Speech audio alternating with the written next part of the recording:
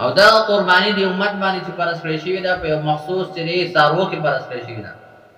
ځکه څه څاروي چې دی څه ځناور داسې دي چې هغه د خپل خصلت د وجې نه چې دی نجس دی هغې ته عین نجس ویلی شي په بعضو کې د بل څه څیز د وجې نه چې دی دغه راغلی دی نجس والی راغلی په بعضو کې د بل څیز نه نو قرباني یو داسې څیز دی چې د هغې د وجې نه په یو څو څاروو کې چې دی دا فرض کړی شوي ده او د هغې نه چې دی مونږ پیدا هم اخیستلی شو هغه چې څلور قسمه چې څاروي هغه بیان شوي دي احادیث مبارکو پای کې اولنی چې دی هغه ګډ دی او ګډه ده دویم چې دی بیزه ده او چیلی دی د دې عمر چې دی دا به خامخا د کاله پوري د کال مطابق چې دی دا یو کال یې پوره شوی په دې باندې قرباني کېږي دویم په دې کې چې دی هغه غوا ده او دغه غوایي دی دغه جنس دی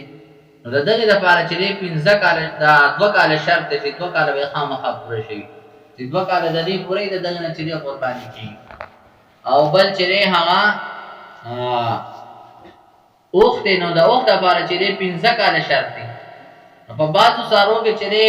ذبح کول څنګه دی او په بعضو څاروو کې څه کوي د هر یو څاروي چې دی بدل دی نو د دې بیزې او د دې غوا چې دی د دې ذبح بدل ده او د اوښ ذبح چې دی دا بدل ده دې وجې نه چې دی د اوښ چې کوم د زړه نه کوم رګونه راغلی دي دغه رګونه چې دی دا د اوښ د مرۍ ته رسېدلي برتون د هغه مرۍ بره چې دی غټه ده نو په کم ځای کې چې دی دا ذبح کړی شي نو د هغې سره ذبح چې دی هغه پوره کېږي نو دې وجې نه چې دی په اوښ کې ذبح چې دی هغه نهر دی چې سړی سره تیره چړی او دغه مخامخ چې دی د دې سینې خواته ورسره دغه ووایي دا رګونه د دې په وجه باندې به چې دی د هغه ذبح وشي او بل چې دی د څاروي د غوا او د بیزې او د دې دپاره چې دی هغه ذبح ده نو ذبح دا ده چې دی کې چې دی 4 رګونه کټ کول دي صرف داسې نه ده چې آیا 4 رګونه تجاوز وشي او د هغې چې دی هډوکي ته ورسي بیا دغه هډوکي سره چې دی یو سپینل کارډ کې رګ راغلی چې هغه کټلی شي نو د دې د وجې چې دی هغه بیا ټوپونه شروع نو سا وطن چې دا صرف د دغې 4 رګونو ده هغه کېږي یو چې دی د خوراک د نالۍ کټ کړي یو چې دی د ساه نالۍ کټ کوي او 2 چې دی رګونه کټ کوي دا 4 نو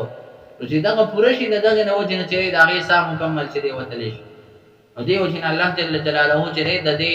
4 قسمه چې دی څاروو باره کې چې دی دغ کړی اوس پکې میخ هم چې دی شامل شوي د هغه زمانې کې خو میخې نه وي لیکن میخه چې دی دې حکم کې شامل ده بیا چې دی نبي علیه السلام هغې باره کې فرمایلو چې جاموس عربی کې چې دی میخه د جاموس نو د دې حکم چې دی هم د غوا په شان دی او د دغې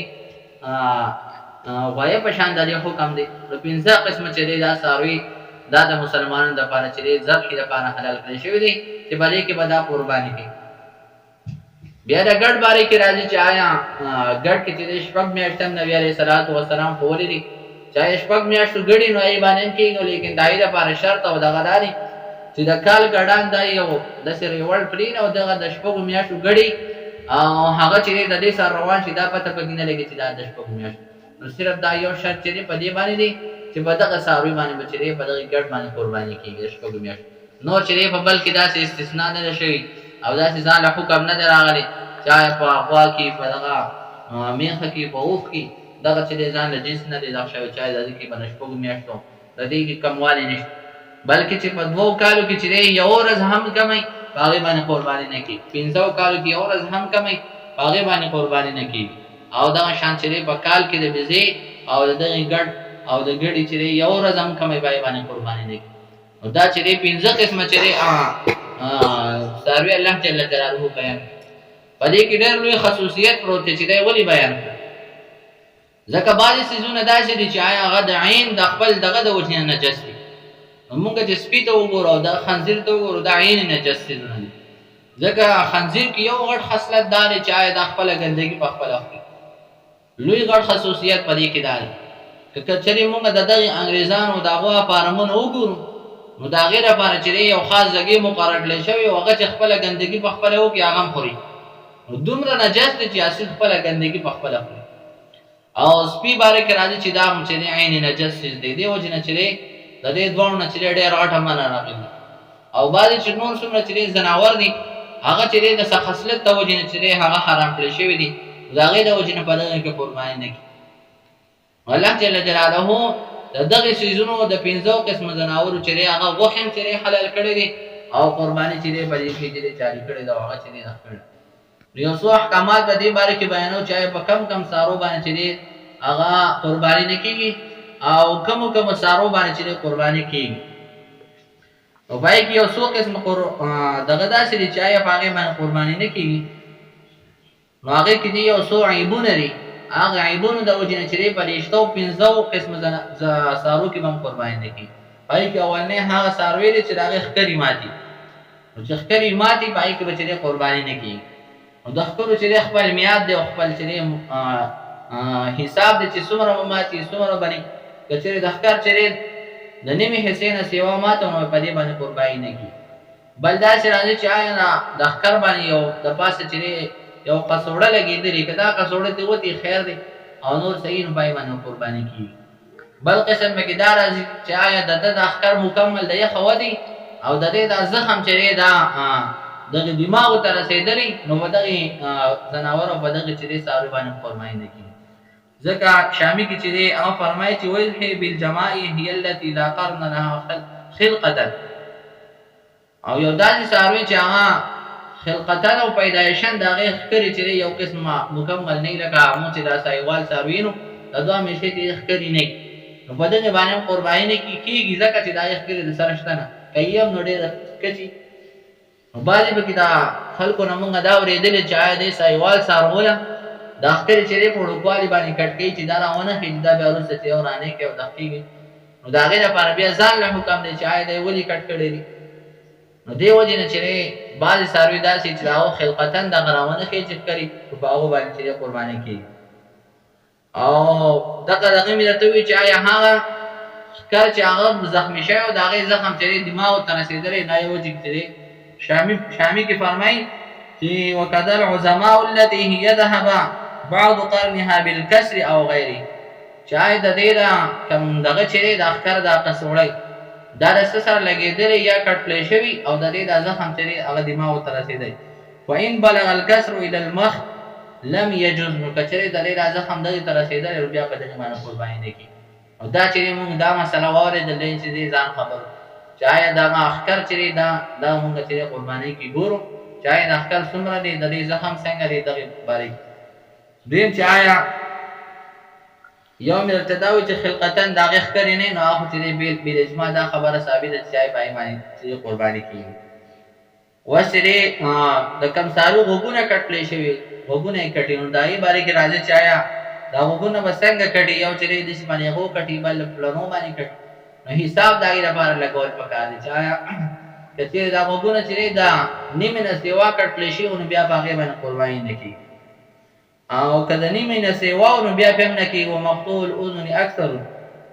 ومقطوع اكثر الاذن لو ذهب بعض الاذن ان كان كثيرا يمنع وان يسيرا لا يمنع یعنی مطلب دا دی چې آیا کچری دا نیمه نسوا هغه کټلې شي نو بیا پای باندې قرباني نه کیږي او کله نیمه نه چې کم کټلې شي درې مې حصہ کټلې شي بیا قرباني کیږي او دغه غونو د وجه نه چې په دغه باندې قرباني نه کیږي او بل هغه چې یو ساروی داسي چې هغه مکمل غوونه نه مکمل چې دا نه کټل شوی دی یا چې دا پیدایشي نه مکمل غوونه داغه باره کې چې سره وای په دې باندې چې قرباني نه رسېږي ځکه دا چې د دې دا چې کوم ډول یو دا خایس ته دا غوون د وجه نه ختمي بیا سي بل شان منتخکاري نو دی وجه نه چې په دې باندې قرباني نه کیږي شامل کړه دي والسكاء التي لا أذن لها خلقة ولا تجوز مقطوع أحد الأذنين بكمالها والتي لها أذن واحدة خلقة كسري يو غم مكمل ني خلقة بیا په نه کې دې وجه نه چې کوم سارو غوونه نه نو هغه باندې چې قرباني نه کیږي بل دار چا یو ساروي چې دړون نه پړون باندې چې قرباني نه کیږي دړون چې داغه معلومات په موږ څنګه کو داغه چې پته و موږ څنګه لګي نو داغه پته و موږ تداسې لګي چې آیا یو به صحیح ساروی ودرو یو به چې دای سره بل ساروی ودرو نو داګه د پاره چې موږ د یو ځګینه چې مقدار شروع کو هغه ته موږ ته وبونی دا غیا ورته دا لری زینونه سوچي آیا دا صحیح ساروی د کم ځای پورې لیدل کې او دا بل ساروی د کم ځای پورې لیدل کې نو کدی کې چې دا لیدل د دې نیمه نه چې هغه سیواو نو بیا چې پای قرباني نه کیږي او چې د نیمه نه کمو بیا چې پای باندې قرباني کیږي نو د کم ساروي چې دغه بنای بالکل یا چې د زیاتو نه تلی نو پای باندې قرباني صحیح ده د زیاتو نه مطلب دا چې د نیمه نه سیوا چې هغه نظر ختم شوی او بل هغه زناور پای باندې قرباني نه کیږي چې کمزوري یا چې عمر سیوای ځای کې چې یو څو خبرې دي چې عمر څنګه سیوای کمزوري څنګه او کمزوري داري چې د قرباني ځکه ته چې نه شي دا کمزوري ده بل داري چې یو داسې کمزوري ساروي چې د عمر دومره سیوا شي چې د غاښونو مکمل هغه د بډاوای د وجه نه لویدلی او یا داسې ساروي چې هغه د خوراک نه پته لګي چې دا خوراک کولای شي کنه شي کولای کچې دې چې خوراک نشو کولای نو بیا چې په دې باندې قرباني نه کیږي او کچې خوراکي کولای شو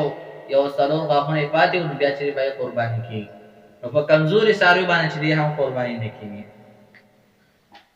بل هغه ساروي چې داغه جبا کټل شي نو پای باندې قرباني کیږي او کنه کیږي نو کچې دا سړی پرید او د سر کولای شو خوراکي کولای شو د جبې د وجنه ځکه همیشه لپاره چې څومره زناور دي دا تمام چې د جبې په ذریعہ باندې خوراک کوي انسان هم چې د جبې په وجه باندې دا خوراک لګي یو طرف ته او بل طرف ته نو دا شان چې دا زناور چې هغه جبا دونه کټل شي چې هغه خوراک نشي کولای دا باندې هم چې قرباني نه کوي بل هغه ساروي چې دا لکه کټل شي نو چې لکه کټل شي پای باندې هم چې اکثره حصہ دا کټل شي نو قرباني پینې کی کچری دا چې د نیمه نه سیوا کټل شي بیا پینې کیږي او د نیمه نه کما کټل شي درې مې حصہ نو بیا چې پایمانه قرباني کیږي او کچری چې یو زناور داسې چې هغه پیدایشي چې دا لکه نشته امام اعظم ابو حنیفه رحم الله پنځ باندې چې د دې قرباني چې صحیح ده یو ساروی داسې چې آیا هغه خلقتن او پیدایشن چې دغه نشته لکه نشته بیا چې د امام سے پنځ باندې تاغه باندې قرباني کیږي او د امام محمد رحم الله پنځ باندې په باندې قرباني ناجایز ده او دی وجنه چې احتیاطي خبره او احتیاطي قول بګیدار چای په دې باندې قرباني ونی شي نو دی وجنه چې هغه کله نه کټل شي نو داغه حساب خدا شو چې کله د نیمه نه سیوا بیا بینه کې یو کله نیمه نه کم او بیا په دې باندې قرباني سدي کی او یو هغه چې داغه خلقتن او پیدایشن چې د هغه چې بخیله کای نشتا او یا چې هغه پیدایشي لنډه ده نو دی وجنه امام محمد رحم الله او دا امام ابو حنیفه رحم الله او چې کیږي لیکن امام محمد رحم الله او چې نه کیږي لیکن احتیاطاً قولدار چې پای پر قرباني ونی شي ځکه دې کې چې کمواله راځي کمواله په وجه باندې چې په خبره نه چې په دې باندې قرباني بل دا چې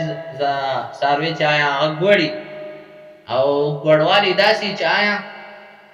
دا ګوړوالي د وجه نه چې دغه تنشید لري او خپل د ذبح لګي تنشید لري په دې باندې چې نام قرباني نه کی د دې باندې کې دار چې د دې لګول بسنګي او یو داسې چې هغه به خخ په نشي لګولې او چې کچې خپل لګي نو هغه چې یو واجبه اون تتلل کولې شي نو دیو جن چې په هغه باندې قرباني نشي کېدی چې به کې داغه پته لګي چې او دا روان دی او ګډ دی باغ باندې دغه نه کی کچې داسې چې معموله اون ته صدا نقص پکې راغلي بیا دومره پکې اجازه شته چې آی باندې قرباني وشي او بل هغه ساروي چې داغه تی چې کم تی داغه حساب دی چای داتی بسنګ کچره د دې تی کټل شوی او یا چې د دې تی ګډ شوی مونږ ته ګډ وای پای نه کوي نو دغه دوه قسمه جناور دي چای یو تی نشته او یو تیشته لیکن ګډ شوی نو داګه باره کې سری نو کچری د بيزي په دوو تیانو کې چې یو ته چې هغه وچو او یا کټل شوی نو بری باندې قرباني څنګه نه یعنی بيزاو ګړه د دوه حدوتی نو دایو جن کيو ګډ شوی هغه باندې شوی او پای نه کوي باندې یا کټل شوی نو پای باندې قرباني نه کوي او با غټو سارو کې چې دوا دا دوه چې کټل شوی یا چې دوانه چې داغو د پوی مقدار نه یو هغه چې باندې شوی پای نه کې ګډ شوی په هغه وجه باندې دغه باندې قرباني نه کوي بل هغه ساروی چې هغه حاملې یعنی بلار وو په بلار وو په هغه باندې قرباني صح حکم دي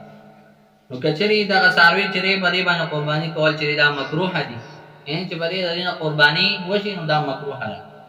لیکن کله چې د ولادت وخت دې نږدې یعنی مطلب دا دی چې آیا دغه چې نهمه میاشت یا چې اتمه میاشت ساروی دي نو کدی باندې قرباني چا وکړو نو هغه بچی چې دا روغ دراوتلی ځکه دغه ټیم د دې د پیدایشي نو چې کچری دا مون حلال هم کو نو د دې نه پښې دې مونږ دا وسیرو نه بچي به تر روزي هغه بیا چې هغه مونږ په ور دغه بچ او کچری دا باندې چې قرباني وشي نو دا مکروه ده نو کچری دا ولادت ټیم نږدې وو نو بیا چې دا یو دغه پکې شته چې آیا د دې نه بچي رو او کچری وخت کم نو بیا به کې دومره سنشته ځکه هغه کې اکثر انسانانو ته دا پته نه لګي چې آیا دا د سوم میاشت دا لګېدل لکه نه دا لګېدل نو دې وجه چې دغه باندې قرباني صحیح ده او کچری ولادت یې نږدې و بیا باندې ساروی باندې قرباني کول دا مکروه ده او بل هغه قسم ساروی چې موږ ته خصي وایو خصي ساروی نو دا چې همیشه چې په ناران ساروی کې راځي چې د قرباني څنګه ده نو دې وجه چې د ټولو نه افضل ترين چې قرباني کول دا چې د خصي ساروی د قرباني افضل ده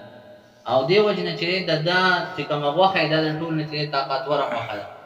بلکې چې دا مسنود نه ده بلکې افضل طریقه ده او غوره طریقه ده چې په خصي ساروی باندې چې قرباني وشي په دې کې چې ډېر لوی پیدا ده ځکه بل بګیدار غټه لوی پیدا ده چې کله د دې دا مخصوص اعضاء چې دا کټل شي نو د دې څومره طاقت دا غوخه ته ملایي او د دې څومره چې دی هغه میټاس دا په غوخه کې موجودي نو دی وجنه چې په دغه باندې چې قرباني کول په خاصه چې مسنون او افضل طریقه را چې په دی باندې قرباني وشي بعض ساره به کې داسې چې خنثی او خنثا دي ته و چې دا نه سړی لکه ننری او نه چې هغه زنانی مطلب دا چې نه سنډي او نه چې میخه یا نه غوای او نه غوای دي د خنثا مشکل وي په خوا زمانه کې په انسانانو کې هم د چېونه سباډر زیات کم دي او کيم هغه شاذ نادر چای کې چې دوه ماده الله جل جلاله پیدا کړی چې هم کې د سړی ماده هم کې د خزي ماده الله پیدا کړی دا شان سارو کې هم چې دا چې ساروي چې هم کې د سړی ماده هم کې چې د نر ماده هم کې د چې د ماده چې هغه ماده په جوړ شي داغه چې څه حکم دی داغه باره کې چې دا چې چای دا پته به کې نه لګي چای دا وس نر دی او کدا چې هغه ماده ده د دې چې دغه دوه به پته نه لګي د دغه د وجنه چې په دې باندې قرباني چې هغه صحیح نه ده او جایز نه چې په دې باندې قرباني وشي دی وجنه چې مختار کې راځي چې ولا بالخنثى لان لحمها لا ينضج او بل هغه ساروی چې آیا نجاست خوري نجاست څنګه خوري چې آیا کدا د انسانانو نجاست واړه لوی بولي کدا د سارو لوی بولي که هر څنګه خدای چې دغه ساروی چې دغه نجاست خوري او دغه نجاست د وجنه چې په دې باندې قرباني جایز نه نشي دا وشي ځکه بعض خلک وایي چې آیا چرګا دا چرګان چې دا هم همیشه چې دا نجس نه خوري ولیکن بعض علماء کرام فرمایله دي د چرګ مبارک چې دا خلد مل کوي یعنی خلطواله او ملدواله کوي دا کې چې کله یو چې دا ګندګي خو کله چې صحیح خوراک دی او جن چې د یو حکمدار هغه چې دا جایز دي او نبی علی السلام پڑھلې دي لیکن هغه ساروی چې هغه چې زیادواله چې په نجاست کې کوي او نجس سيزونه ډېر خوري نو په دې باندې قرباني ټیک نه ده ها یو چې یو ټیم او یو دغه په کې جوړې دي چې آیا باغې وجه باندې بیا قرباني کې دي هغه وجه په کې دار چې دا سلويخ یا 50 ورځې مخکې دا سړی واخلې او کوټه بوزي وای تړي او داغه نه پس ور چې سلويخ یا چې دیش ورځې فراغ ورکې داغه مکمل هر څه ختم شي او دته دا یقین راشي چې د دې چې دا کم د نظام انهزام دی دا صفا شوی دی بیا چې په دغه باندې قرباني چې دا کولای شي او بل هغه چې